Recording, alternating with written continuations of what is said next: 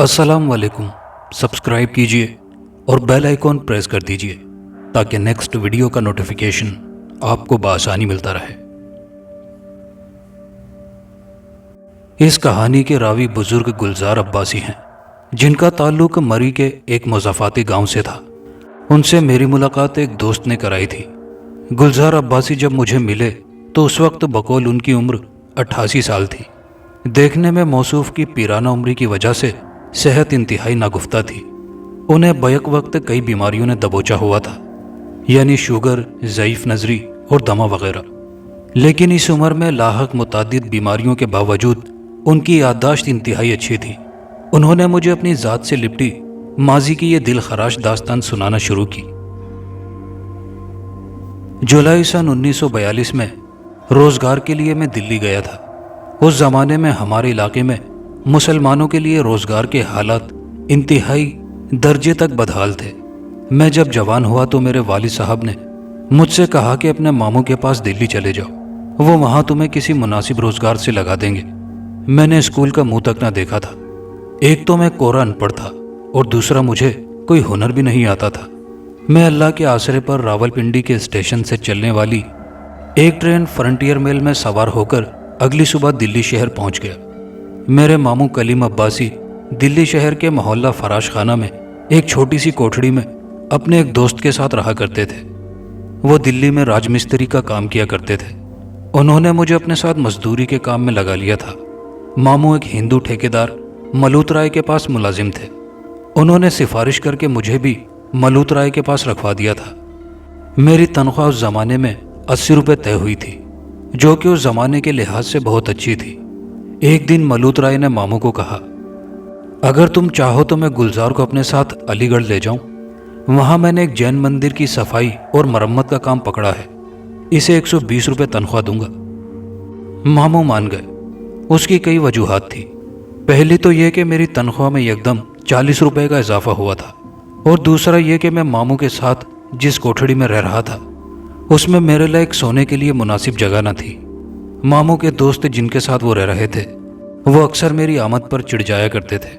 मामू ने मुझे कहा, अब मैंने तुम्हारी माकूल नौकरी लगवा दी है, इससे आगे के मामला तुम खुद संभालो। लेकिन मैं यहाँ तुम्हें बतलाना चाहता हूँ कि इन हालात में तुम्हें मलूत राय की बात मान लेनी चाहिए और तुम्हें 120 रुपये की नौकरी को ठुकराना नहीं चाहिए। मेरी मानो तो तुम मसलहतन इस बात को मान लो। मामू की बात हर लिहाज से बेहतर थी। मेरे इस तरह जाने से उनका दोस्त जहां उन्होंने रिहाइश इख्तियार की थी उसकी मेरे आने की वजह से चिढ़ने से भी जान छूट रही थी। और दूसरी सच्ची बात यह कि उस ज़माने में 120 रुपये की तनख्वाह की नौकरी शायद ही किसी मुसलमान को मिलती थी। और सबसे बढ़कर यह कि मैं दोबारा मरी भी कैसे जाता, वहाँ मुझे इन हालात में क्या रोज़गार मिलता। बिल आखिर बड़ी सोच विचार के बाद मैंने मलूत राय की इस नए तर्ज की नौकरी की पेशकश को कबूल कर लिया था। मलूत राय ने मेरे साथ एक और मजदूर लड़का दे दिया था। उसका नाम रमेश था। वो कच्ची उम्र का लड़का था। मलूत राय ने मुझे कहा, तुम उम्र में इससे बड़े हो, लिहाजा तुम बड़े भाई की तरह इसका ख्याल रखना और इसके साथ साथ रहना। तुम दोनों अलीगढ़ जा रहे हो, वहाँ तुम्हें मंदिर में एक चौकीदार मिलेगा। वो बैक वक्त चौकीदार भी है और बावर्ची भी। उसे मैंने तुम्हारे बारे में बतला दिया है और तुम्हारे खाने पीने का खर्च उसके पास भेज दिया है। वहाँ रिहाइश का बंदोबस्त भी हो चुका है। रेलगाड़ी के सफ़र में रमेश ने मुझे अपने बारे में बताया। उसका ताल्लुक राजनपुर से था। वो भी अपनी ख़ानदानी गुर्बत की वजह से मेहनत मजदूरी के लिए आया था। वो 3 बहनों और माँ का वाहिद सहारा था, जबकि उसका बूढ़ा बाप माजूरी की ज़िंदगी गुजार रहा था। मुझे अच्छी तरह याद है, अलल सुबह अलीगढ़ स्टेशन पर हमारी रेलगाड़ी पहुंची थी। स्टेशन से बाहर हमने तांगा साइकिल रिक्शा वाले से कहा, हमें शामनगर गांव में जैन मंदिर जाना है। तो उन्होंने वहां जाने से इनकार कर दिया, क्योंकि वो यहाँ से 10 मील दूर इंसानों से आरी वीराने में था और वहाँ कोई सवारी नहीं जाती थी। ये हमारे लिए एक नई नाहक परेशानी खड़ी हो गई थी। हम दोनों स्टेशन पर खड़े लातादाद साइकिल रिक्शा और तांगे वालों के आगे हाथ जोड़े उनकी मिन्नतें कर रहे थे, भगवान और खुदा का वास्ता दे रहे थे कि हमें किसी तरह शामनगर पहुंचा दो, मगर सबने इनकार कर दिया था। वहाँ मौजूद एक तांगे वाले की हम दोनों ने जब बहुत मिन्नतें की तो उसने कहा میں شام نگر سے 3 میل دور تمہیں اتار دوں گا اور اس کے 2 روپے لوں گا۔ 2 روپے کا سن کر ہمارے سر چکرا گئے۔ اس زمانے میں 1 روپے کا 9 کلو آٹا مل جاتا تھا۔ میں نے رمیش سے کہا، مجبوری ہے یار، اسے بڑی مشکل سے منایا ہے، اگر یہ نہ گیا تو کوئی بھی نہیں جائے گا، لہٰذا 2 روپے دے کر ہمیں شام نگر چلنا چاہیے۔ وہ مان گیا۔ ہم دونوں تانگے کے پیچھے بیٹھ گئے۔ کوچوان نے خود ہی خاموشی کا سکوت توڑتے ہوئے کہا، آپ بڑی پراسرار جگہ جا رہے ہیں، خیریت تو ہے؟ پراسرار؟ عجیب۔ میں نے اس سے پوچھا تو جواباً اس نے کہا، ہاں جی، شام نگر در حقیقت ایک قدیم کھنڈرات پر مشتمل ایسا علاقہ ہے جو کہ صدیوں پہلے جین مذہب سے تعلق رکھنے والے لوگوں کا عبادت خانہ تھا، لیکن وقت کے اتار چڑھاؤ نے اسے ویران کر دیا ہے۔ اب تو وہاں صرف ماضی کی چند نشانیاں ہی رہ گئی ہیں، جن میں قدیم ٹوٹا پھوٹا مندر ہی ہے جس کا تم ذکر کر رہے ہو۔ اسے تو یہاں کے لوگ جین مندر نہیں بلکہ جن مندر کہتے ہیں۔ یہ سن کر رمیش بولا، چاچا جی، آپ تو خوامخواہ ہمیں ڈرا رہے ہیں۔ اس پر اس نے تانگے سے پیچھے مڑ کر ایک لمحے کے لیے دیکھا اور طنزیہ ہنسی کے بعد اپنا منہ آگے کی طرف کر لیا، لیکن کچھ بولا نہیں۔ کافی دیر تک تانگا چلتا رہا۔ کوچوان نے ہماری مطلوبہ منزل سے 3 میل دور اتار دیا اور بولا، بالکل سیدھے چلے جاؤ، جین مندر تک پہنچ جاؤ گے۔ سڑک بالکل ٹوٹی پھوٹی کھڈوں سے بھری اور ارد گرد سوکھے پیڑ، خودرو، لمبی لمبی جھاڑیاں اور درختوں کے جھنڈ موجود تھے۔ وہاں عجیب سی ویرانی چھائی ہوئی تھی۔ ہم نے ان درختوں میں بڑی عجیب چیز محسوس کی کہ قرب و جوار میں کسی قسم کا کوئی پرندہ موجود نہ تھا، گویا سارا منظر خاموشی سے سہما پڑا تھا۔ ہم اس ویران وحشت انگیز ماحول میں تیز تیز چلتے جا رہے تھے۔ شکر ہے کہ ہم 2 تھے، ہم میں سے کوئی اکیلا ہوتا تو یقیناً اس وحشت ناک ماحول میں اس کا چلنا محال ہوتا۔ میرا تو دل کر رہا تھا کہ میں یہیں سے دلی بھاگ جاؤں۔ میں نے رمیش سے کہا۔ رمیش نے بڑے حوصلے اور اعتماد سے جواب دیا، بھائی گلزار، ہم مرد ہیں، یہ ماحول ہمیں ڈرا دھمکا نہیں سکتا، حوصلہ رکھو۔ دیکھو سامنے کھنڈر کے آثار نظر آ رہے ہیں، تیز تیز قدم بڑھاؤ۔ ہم چلتے چلتے تھک گئے تھے۔ یہاں یہ بتانا بھی ضروری ہے کہ ہم جتنا سڑک پر آگے بڑھ رہے تھے وہ عمارت اتنی ہی دور ہوتی جا رہی تھی۔ یہ بڑا کربناک مرحلہ تھا۔ ہم دونوں چلتے چلتے حال سے بدحال ہو گئے تھے۔ لگتا تھا یہ عمارت ہم سے اٹکھیلیاں کر رہی ہے۔ تھوڑی دیر بعد ہم اس ٹوٹے کھنڈر نما مندر کے پاس پہنچ گئے۔ وہاں پہلے منظر میں ہمارے سامنے یہ منظر تھا، ایک کمرہ اور دوسرا کمرہ اس کے اوپر تھا، باقی ارد گرد ٹوٹے پھوٹے چھوٹے چھوٹے بڑے کالے پہاڑی پتھر، اس کے علاوہ بے شمار چھوٹی بڑی لکڑیاں بکھری پڑی تھی۔ اوپری منزل نچلی کی نسبت زیادہ کمزور نظر آ رہی تھی، جبکہ اس کے ارد گرد اس کی حدود کی نشاندہی کے لیے ایک نئی تعمیر شدہ دیوار بنائی گئی تھی۔ میں اور رمیش ابھی اپنی آنکھیں پھاڑ پھاڑ کر اس بوسیدہ عمارت کا سراپا دیکھ رہے تھے کہ اچانک ہم نے دیکھا کہ مندر کی عمارت کے پیچھے سے ایک کالا سا شخص تیزی سے ہماری جانب دوڑتا ہوا آیا۔ اسے دیکھ کر میں دہل گیا تھا۔ ڈرو نہیں، میں بھوت نہیں ہوں، میرا نام گل بادشاہ ہے، میں یہاں کا چوکیدار ہوں۔ گل بادشاہ نے انتہائی خوشی کے عالم میں ہمارا والہانہ استقبال کرتے ہوئے کہا کہ شکر ہے کہ تم دونوں آ گئے، میں تو یہاں اکیلا اس جین مندر میں کئی روز سے اذیت بھری قید کی زندگی گزار رہا تھا۔ کیا مطلب قید کی زندگی؟ رمیش نے تجسس سے پوچھا۔ گل بادشاہ نے کہا، مجھے محکمہ آثار قدیمہ نے لاہور جیسے بارونق شہر سے ٹرانسفر کر کے اس ویران اجاڑ مندر کے کھنڈرات میں ناحق پٹخ دیا ہے۔ شکر ہے کہ تم دونوں اب آ گئے، کم از کم اس ویرانے میں انسانوں کی نہ صرف شکلیں نظر آئیں بلکہ ان سے باتیں کرنے کا موقع بھی ملے گا۔ اس سے پہلے یہاں کون چوکیدار تھا؟ رمیش نے اس سے پوچھا۔ اس نے جواباً دل دہلا دینے والا جواب دیا کہ مجھ سے پہلے یہاں ایک بوڑھا چوکیدار بڑے پراسرار طریقے سے مردہ پایا گیا تھا۔ وہ کیسے؟ گل بادشاہ نے کہا، اس کے بارے میں زیادہ کوئی تفصیل تو نہیں معلوم، وہ مرا تو اس کی جگہ مجھے یہاں ٹرانسفر کیا گیا ہے۔ ملوت رائے نے تمہیں کس کام کے لیے بھیجا ہے؟ گل بادشاہ نے جواب دیا، چند دن پہلے یہاں محکمہ آثار قدیمہ کا ایک آفیسر اور ملوت رائے دونوں اکٹھے آئے تھے۔ انہوں نے مجھے کھانے پینے، چائے، سوکھے دودھ، بسکٹ، دالیں، چاول، سوکھا گوشت، مسالے جات کی بھاری مقدار دی تھی اور اس کے علاوہ 200 روپے علیحدہ خرچ کے لیے دیے تھے۔ انہوں نے مجھے ہدایت دی تھی کہ میں 2 مزدور بھیج رہا ہوں۔ तुमने उन दोनों से इस मंदिर के सहन में पड़े पहाड़ी पत्थरों, लकड़ी और दीगर गंदगी को पहले सहन से उठवाना है और फिर ऊपरी कमरे को खोलकर उसकी सफाई करवानी है, और साथ ये भी कहा कि वो कल मुआयने के लिए दोबारा आएंगे। गुल बादशाह ने ये बातें करते करते हम दोनों को पहले से चौकीदारी की गर्ज से बनाए गए एक आरजी कमरे में ले गया। वहाँ एक तरफ खाने पीने का वाफिर मिकदार में सामान इंतहाई तरतीब से रखा हुआ था, जबकि दरमियान में एक छोटा सा बावर्ची खाना बना हुआ था और एक जानिब दो बड़े गोल मैले कुचेले तकिए मौजूद थे। यहाँ पर रफा हाजत और नहाने धोने का क्या इंतज़ाम है? मैंने पूछा। उसने कहा, रफा हाजत के लिए जहाँ मर्जी बैठ जाओ, जबकि नहाने धोने के लिए भी कोई ऐसा खास इंतज़ाम नहीं है। रहा पानी तो वो मैं उस सड़क के पार पानी के एक छोटे से जोहड़ से पानी लाता हूँ, जहाँ गालिबन बारिश का पानी खड़ा रहता है। वो गदला ज़रूर होता है, लेकिन उससे सिर्फ नहाया जा सकता है। और पीने के पानी का क्या बंदोबस्त है? उसका भी कोई ख़ास इंतज़ाम नहीं है। इसका हल मैंने ये निकाला कि मैं उस जोहड़ से पानी लाता हूँ, उसे पहले बारीक कपड़े में छान कर फिर उसे उबालता हूँ, फिर ठंडा करके हस्बे ज़रूरत पीता रहता हूँ।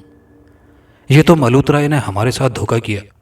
उसने तो हमें इस बारे में खुलकर नहीं बताया था, और न इन मसाइल का मुझे बाद में महकमा आसार कदीमा वालों ने भी सही तरीके से नहीं बताया था। कल मलूतराय के आने का वादा है। वो आएंगे तो मैं उनसे कहूँगा कि मैं इन हालात में हरगिज़ काम नहीं करूँगा, चाहे मेरी नौकरी ही क्यों न चली जाए। गुल बादशाह ने इंतहाई गुस्से से कहा। हम भी कल उनसे मिलकर इस पुरस्रार वीरान आदम बेजार मंदिर से चले जाएंगे, मैंने और रमेश ने मुश्तरका तौर पर कहा। हम पहले रात गए तक चौकीदार के कमरे में रहकर दिल खोलकर आपस में अपना दुखड़ा सुनते सुनाते रहे। यहाँ इस बात का इकरार करना ज़रूरी है, हम मजदूरों और चौकीदार के खाने पीने के लिए वाफिर मिकदार में कीमती ताज़ा अशिया भेजी थी, जो कि हमारी नस्लों ने भी ना खाई थी। वो खिदमत तो कर रहा था, हालांकि उस ज़माने में गरीब मिस्त्री मजदूरों को कौन खाना पानी देता था। वो हमारी औकात से ज़्यादा खाना पीना दे रहा था। रात को हमने खूब अच्छा खाना खाया और फिर गद्दे पे लेटकर बातें करते रहे और फिर सो गए। एक पुरानी मोटर गाड़ी की आवाज़ हम सोते हों के कानों से टकराई। लगता है मलूतराय साहब आ गए हैं, चौकीदार ने चौंक कर कहा। हम दोनों चौकीदार के पीछे मलूतराय की जानिब गए। वो गाड़ी से उतर चुके थे। उनके साथ दो महकमा आसार कदीमा के बड़े अफसरान बाला भी थे। उनमें से एक गोरा था। चौकीदार ने मुझे कोहनी मारते हुए कहा, यह डायरेक्टर जनरल साहब हैं, इनका नाम मिस्टर पालने है। इनके सामने ज़रा अदब से रहना। ये तुम्हारा ऑफिसर है, हमारा नहीं। हाँ भाई गुल बादशाह, काम शुरू हुआ कि नहीं? रमेश जो पहले ही तपा हुआ था झट से बोला। ठेकेदार साहब, आपने हमारे साथ धोखा किया है। कैसा धोखा? वो खसियाना होकर बोला। धोखा ये कि आपने हमें दिल्ली में ये नहीं बताया था कि श्यामनगर में इस जैन मंदिर में पानी, बिजली या दीगर ज़रूरियात की सहूलत मौजूद नहीं है, और ये इलाका अलीगढ़ से दूर दराज बिल्कुल अलग थलग वीराने में है। मलूतराय ने रमेश के सख्त लहजे का जवाब इंतहाई मुलायम अंदाज में दिया। मैंने तुम्हारे साथ क्या धोखा किया है? एक तो मैंने तुम्हें डबल तनख्वाह पर मुलाजिम रखा है, और दूसरा मैं तुम्हें यहाँ वीराने में हर सहूलत फराहम कर रहा हूँ, जो शायद इस दौर में कोई मालिक अपने नौकरों को नहीं देता है। उसने फिर उसे कहा, क्या मैं तुम्हारा पाबंद हूं जो तुम्हें हर बात बताऊं? गोरे बड़े ऑफिसर मिस्टर पालने ने गुल बादशाह को कहा, तुम्हारी कच्ची नौकरी पक्की कर देगा और तुम्हारी तनख्वाह भी अब अच्छी हो जाएगी। बस तुम दिल लगाकर अपनी निगरानी में इस मंदिर की सफाई करवा दो। गुल बादशाह ने अपना अंदाज बदलकर अपने रवैये में नरमी पैदा कर ली थी, जिसे मैंने और रमेश ने हैरत से देखा। तुम मेरे भाइयों की तरह हो, मैं तुम्हारी सहूलियात मरात में मजीद इजाफा कर देता हूँ। ठेकेदार मलूतराय ने हमारे गुस्से पर लालच का मरहम रख दिया था। और मजीद क्या क्या सहूलतें देंगे? रमेश ने लालची अंदाज में पूछा। मुझे एहसास है कि तुम लोग इस वीराने में अकेले हो, इसलिए मैं तुम्हारे सैर सपाटे के लिए 2 नई साइकिलें भेज देता हूँ, ताकि तुम लोग फारिग वक्त में इस वीराने से निकलकर तफरी वगैरह कर सको। और एक बड़ा रेडियो भी भेज दूंगा, जो इस तन्हाई में तुम्हारा दिल बहलाएगा। मलूतराय ने रमेश को अपने पास प्यार से बुलाकर कहा, मैं तुम्हें 4-5 दिन बाद वापस दिल्ली बुला लूंगा। तुम ज़रा जज्बाती इंसान हो। मिस्टर पालने ने अपनी जेब से 60 रुपये निकाले और 20-20 रुपये हम तीनों में तकसीम करते हुए बोले, घबराओ नहीं, मैं यहाँ तुम्हारी दिलजोई के लिए हर दूसरे रोज़ आता रहूँगा। मलूत राय और पालने ने हम तीनों का गुस्सा और जुबानें बंद करने के लिए चिकनी चुपड़ी तसल्लियों, नोटों और मराहत के ऐलानात से कर दी थी। मलूत राय ने बड़ी सफाई से हमारा जहन दोबारा काम की तरफ माइल कर दिया था। गोरे ऑफिसर ने जैन मंदिर की ऊपरी मंजिल की चाबी चौकीदार गुल बादशाह की हथेली पर रखते हुए कहा, हमारे साथ इस मंदिर की ऊपरी मंजिल पर चलो, जरा वहां देखें सफाई का कितना काम है। वो कमरा 4 साल से नहीं खुला। जैन मंदिर की ऊपरी मंजिल पर जाने के लिए लकड़ी की सीढ़ियां बनाई गई थी। उन सीढ़ियों की चौड़ाई बहुत कम थी। उन पर कदम जमा कर रखने पड़ रहे थे। मिस्टर पाल ने, जो बजाते खुद माहिर आसार कदीमा था, उसने बताया कि इसकी तहकीक के मुताबिक ये मंदिर 11 सदियां पुराना है और जब ये बनाया गया था तो ये बड़ी शानदार वसी इमारत पर मुश्तमिल था। लेकिन वक्त के साथ साथ इसकी इमारत गिर गई। ये सिर्फ ऊपर नीचे शिकस्ता 2 मंजिला बच गया है। सीढ़ियों के साथ दीवार में बड़ी मोटी रस्सी बांधी हुई थी ताकि कोई गिरे ना। चौकीदार गुल बादशाह आगे था, जबकि उसके पीछे हम सारे थे। हम बड़ी मुश्किल से उन सीढ़ियों को अबूर करके ऊपरी मंजिल के आहिनी दरवाजे पर पहुंचे। गुल बादशाह ने चाबी को 2-4 दफा उस आहिनी दरवाजे पर लगे बड़े कदीमी ताले में पेवस्त की। वो शायद जंग आलूद था। वो बहरहाल खुल गया था। उसके बाद मलूत राय ने हमें कहा कि तुम तीनों इस दरवाजे के नीचे जमी मिट्टी को खुरचो। हमने मिट्टी को खुरचा। उसके बाद मजीद कवी जोर लगाने के बाद दरवाजे को पीछे की जानिब धक्का दिया। वो चरचराहट की आवाज के साथ खुलना शुरू हुआ। दरवाजे के खुलते ही हमारी नजरों के सामने एक कदीम शिकस्ता हाल था, जिसमें जाबजा दबीज मिट्टी की तह जमी हुई थी। बड़े बड़े लकड़ियों के तख्ते और बेशुमार कबाड़ वाली चीजें बिखरी हुई थी। ये हाल काफी बड़ा था और फिलहाल अंदर घुसने के हालात नहीं थे। हाल के अंदर 6-7 फुट लंबे बुत नजर आ रहे थे। दिलचस्प बात यह है कि छोटे बुत की पुश्त नजर आ रही थी। उसका मुंह दीवार की जानिब था, जबकि बड़े बुत का मुंह तिरछा लेकिन आगे की जानिब था। मिस्टर पालने ने मलूत राय से हमसे जरा हटकर कुछ मशवरा किया। थोड़ी देर बाद मलूत राय ने हम तीनों को कहा कि तुम दोनों यानी मैं और रमेश गुल बादशाह के कहने के मुताबिक काम करेंगे और गुल बादशाह भी चौकीदारी के साथ साथ हमारी मदद करेगा। उसने मुझे मुखातिब करके कहा, तुम दोनों इस हाल की सफाई करो, जबकि गुल बादशाह नीचे सहन की सफाई करेगा। मिस्टर पालने ने मलूत राय से पूछा, ये तुम काम कब कराओगे? उसने जवाब दिया, मंदिर के सहन और हाल में पड़े मुकम्मल मलबे की सफाई तकरीबन 15 दिन में हो जाएगी। मैंने उसकी बात काटते हुए कहा, सर, हम दिन रात लगाकर इस मंदिर को चमका देंगे। दरअसल मैं दिली तौर पर इस अजाब से जल्द अज जल्द जान छुड़ाना चाहता था। यकीनन रमेश और गुल बादशाह भी यही चाहते होंगे जो मैं चाहता था। माहौल खुशगवार और अच्छा सा हो गया था। यार, खौफ का ताल्लुक इंसानी नफ्सियात से है। ये जिन भूत वगैरह सिर्फ किताबी तस्वुर है। उसने हमारे जहनों पर तारी खौफ के सहर को निकालने के लिए वहां लातादाद बातें की थी। गुफ्तगू के दौरान उसने बताया था कि इस जैन मंदिर को दरअसल ज़ैली महकमे के हवाले करना है, इसलिए इसकी सफाई करवाई जा रही है। और वैसे भी मैं इस मंदिर की सफाई का ठेका लेकर पछता रहा हूं। और फिर काम शुरू हो गया। मैं और रमेश उस हाल के दरवाजे के सामने पड़ी मिट्टी को और दीगर चीज़ों को हटाना शुरू कर दिया था। मिट्टी आसानी से उठाई जा रही थी, लेकिन तख्ते इंतहाई वजनी थे। उन्हें उठाने के लिए नीचे सहन में काम करते गुल बादशाह को आवाज़ देकर बुला लिया गया था। हम तीनों ने आधा घंटा अपना भरपूर जोर लगाकर उन्हें घसीट घसीट कर निचली मंजिल पर बमुश्किल उतारा था। हमारे अंदाजे के मुताबिक हर टुकड़े का वजन तकरीबन 2 मन जरूर होगा। समझ में नहीं आ रहा था कि इतने मोटे लकड़ी के तख्तों को इस मंदिर में लाने का मकसद क्या रहा होगा। ऊपरी कमरे से नीचे आती सीढ़ियां बजाते खुद इंतहाई कमज़ोर थी और हमारे लिए जो मोटी रस्सी पकड़ने के लिए थी वो भी बहुत खस्ता हाली का शिकार थी। अगर पकड़ने के दौरान वो टूट जाती तो यकीनन पकड़ने वाला मुंह के बल गिरकर मर भी सकता था। मलूत राय ने जब ये सूरत हाल देखी तो खुद ही उसने एहसास करते हुए कहा, यह 3 लोगों का काम नहीं है, बल्कि इसके लिए मजीद 2 लोग दरकार होंगे। कल सुबह मैं 2 बंदे और भेजूंगा। उससे न सिर्फ तुम्हारा मजीद दिल बहल जाएगा और काम भी जल्दी हो जाएगा। जबकि मलूत राय वहां हमारे साथ खड़ा रहा। गुल बादशाह दोपहर का खाना खाने के बाद ये कहकर चला गया कि दोपहर का वक्त होते ही मलूत राय अफसरान के साथ चला गया और ये बोल गया कि कल 2 मजदूर और ज़रूरी सामान मिल जाएगा اور میں پرسوں آؤں گا. تم دل لگا کر اپنا کام کرو. میں پھر تمہاری بہت شاندار دعوت کروں گا. میں اور رمیش بلا خوف اوپری منزل کی صفائی کرنے لگے تھے. وہاں کوئی غیر معمولی بات نہیں محسوس ہو رہی تھی. سب کچھ نارمل تھا. دوسری صبح ایک چھوٹے سے ٹرک میں بیٹھ کر 2 مزدور آئے. ان کے ساتھ 2 سائیکلیں، کھانے پینے کا سامان، 2 بانس کی لمبی لمبی سیڑھیاں اور نئی لمبی لمبی رسیاں تھیں. ٹرک والے نے یہ سارا سامان اور دونوں مزدوروں کو اتارا اور وہ چلا گیا.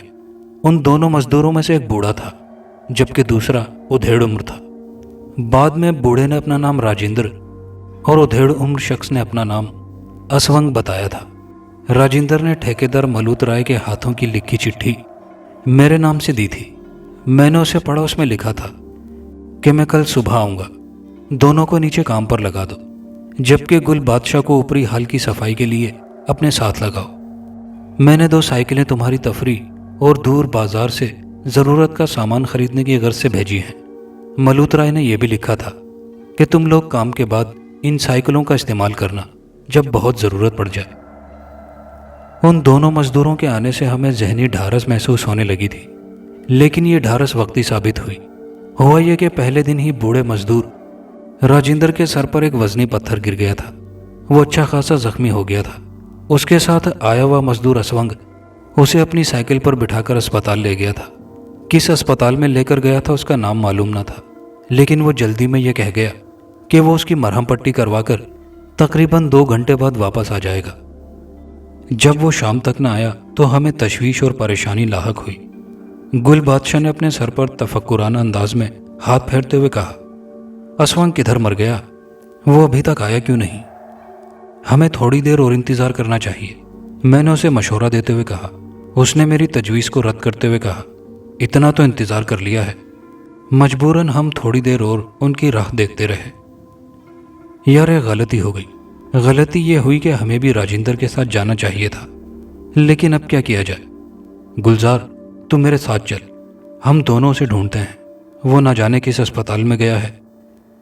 میں یہاں اکیلا نہیں رہوں گا، رمیش نے صاف انکار کرتے ہوئے کہا.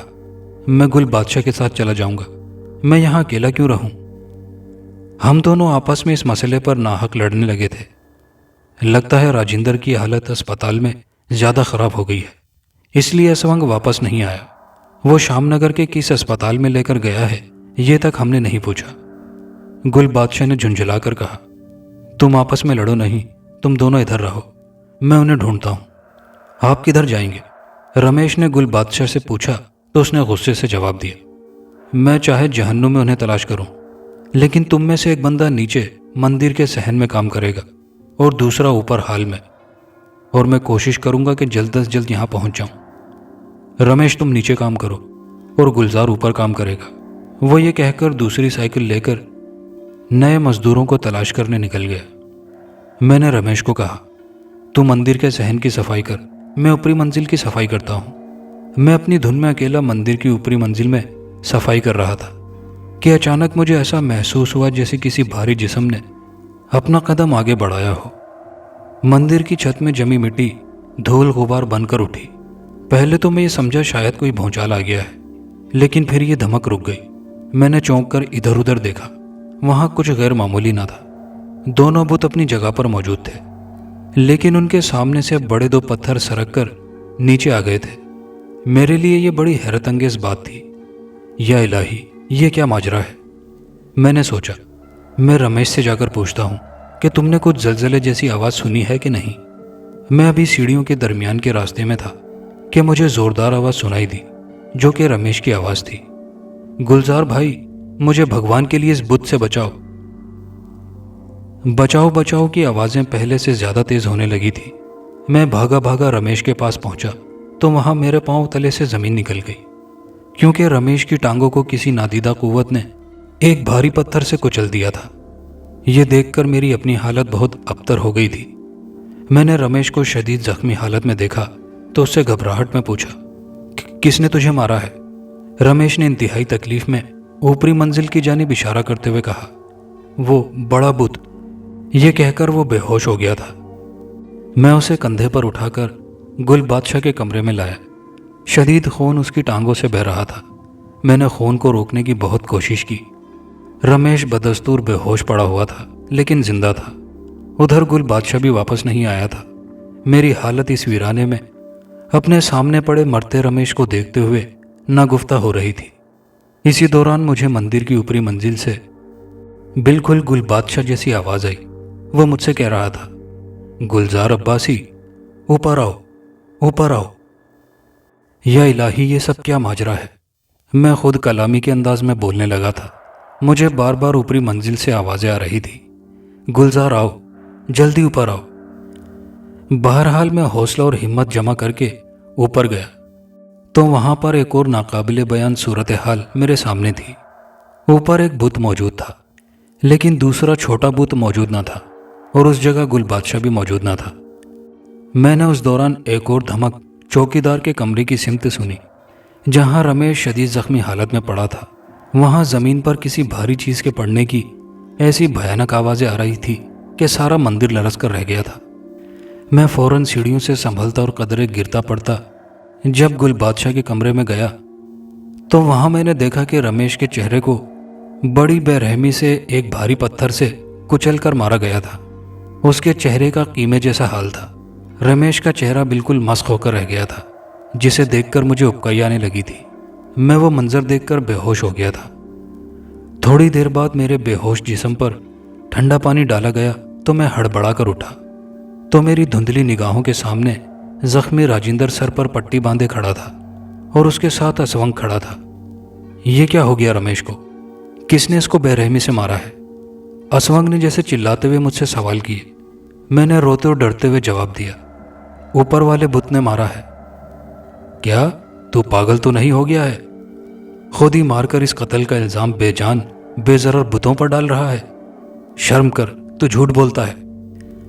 मैं खुदा की कसम खाकर कहता हूं कि मैंने रमेश को नहीं मारा।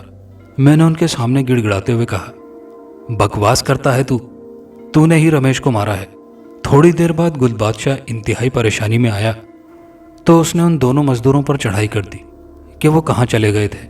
लेकिन जब उसने रमेश की कुचली हुई लाश को देखा तो वो चौंक कर बोला, इसे किसी ने कत्ल कर दिया है। ये क्या हुआ? इससे पहले कि मैं कुछ बोलता, असवंग ने उसे बताया, गुल बादशाह ये कहता है इसे ऊपर वाले बुत ने मारा है। क्या कहा? मैं सच कह रहा हूं गुल बादशाह, वाकई रमेश को ऊपर वाले बुत ने मारा है। मैंने उसे सारा वाकया बताया। गुल बादशाह ने एक जोरदार थप्पड़ मेरे मुंह पर मारते हुए कहा, ड्रामा ना कर, तूने ही मारा है रमेश को। मुझे साफ साफ बता दे असल मामला क्या है। मैंने उसके पैरों में गिरकर कहा, खुदा की कसम, मैंने रमेश को नहीं मारा। मैं इसे क्यों मारता? ये झूठ बोलता है।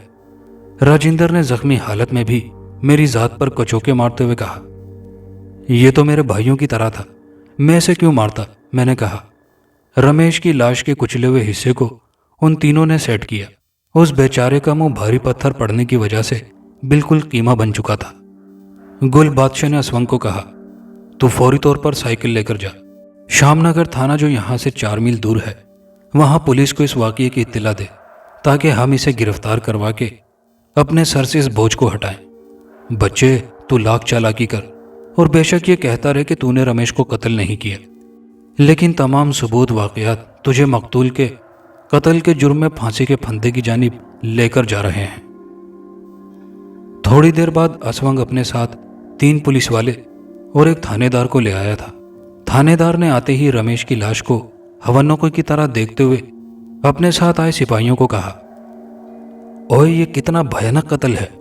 भगवान की सौगंध, मैंने ऐसा सफाकाना कत्ल अपनी नौकरी में पहली बार देखा है।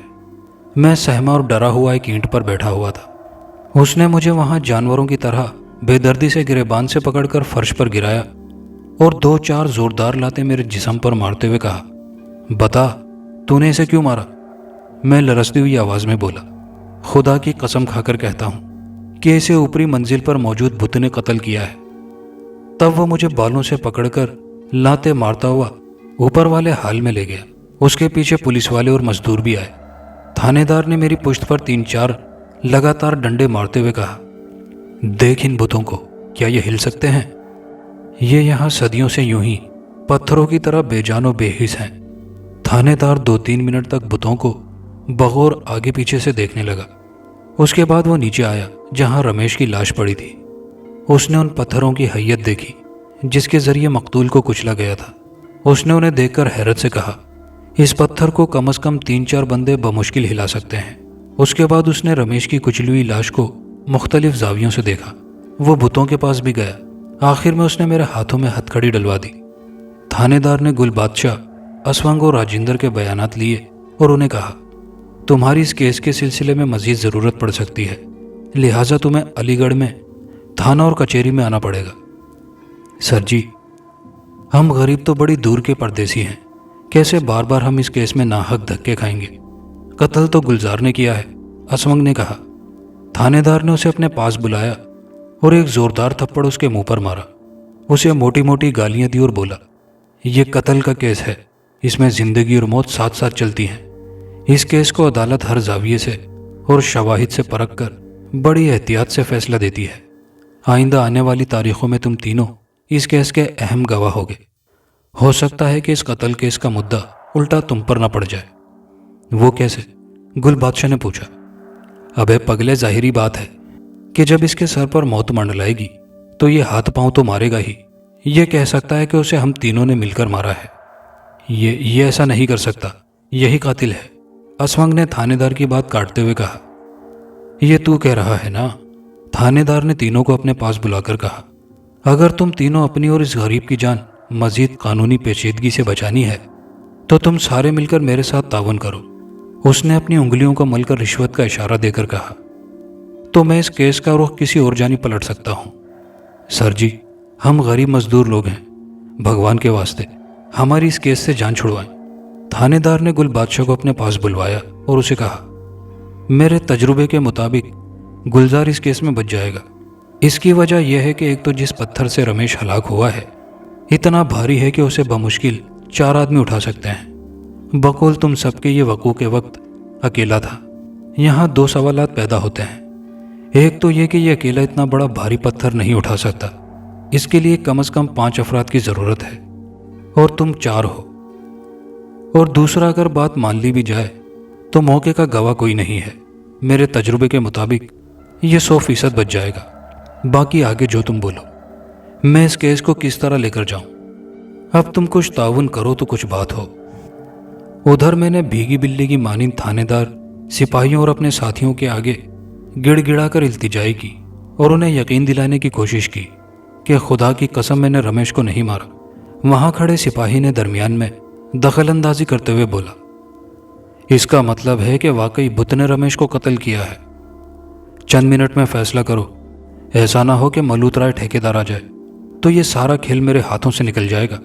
तीनों मजदूरों ने आपस में इकट्ठे होकर अपने सर जोड़े और बिलाखिर तीनों ने थानेदार की हथेली पर जो उनके पास रुपए मौजूद थे रख दिए। रिश्वतखोर थानेदार ने गुल बादशाह के चौकीदार के कमरे से भारी पत्थर उठवाया। उसे उठाने से सांस फूल गया। थानेदार ने रमेश की लाश की जरूरी कार्रवाई के बाद राजनपुर उसके गांव भेज दिया और अपनी रिपोर्ट में साबित कर दिया कि रमेश की मौत ऐसे बड़े पत्थर के नीचे दबने की वजह से हुई है। ठेकेदार मलूत राय को भी यही बताया गया था। सारे मजदूर उस जैन मंदिर को मनहूस कहकर भाग गए। उन्होंने मजीद काम करने से इनकार कर दिया था, जिनमें मैं भी शामिल था। इस कहानी की रावी गुलजार अब्बासी ने यह भी बताया कि एक दिन मुताल्लिका थानेदार ने मुझे अपने थाने में बुलाया। मैंने जब उसकी नेकी और ताउन का जिक्र किया तो उसने मुझे एक कोने में ले जाकर मुझसे कहा, सच्ची बात है, मैंने जब रमेश के कत्ल और तुझे देखा था तो मैं उसी वक्त समझ गया था कि तू इसमें मुलविस नहीं है। और दूसरा, मैं जब तेरे साथ ऊपर मंदिर में पेवस्त दीवार की जानिब उल्टे बुत की जानिब गया तो वहां पुश्त वाले बुत की जुबान बाकायदा एक आम इंसान की तरह निकली थी। मैं दिली तौर पर दहल कर रह गया था, लेकिन मैं मसलहतन चुप रहा था और सब कुछ छोड़ छाड़ तुमने वैसे भी अदालत से बरी हो जाना था। खैर, इस पूरी सिरार नौयत के कत्ल केस के बहाने मुझे कुछ माल ही मिल गया। दोस्तों, कहानी अच्छी लगी हो तो वीडियो को लाइक शेयर ज़रूर कीजिएगा और कहानी कैसी लगी कमेंट बॉक्स में अपनी राय का इजहार ज़रूर कीजिएगा। शुक्रिया।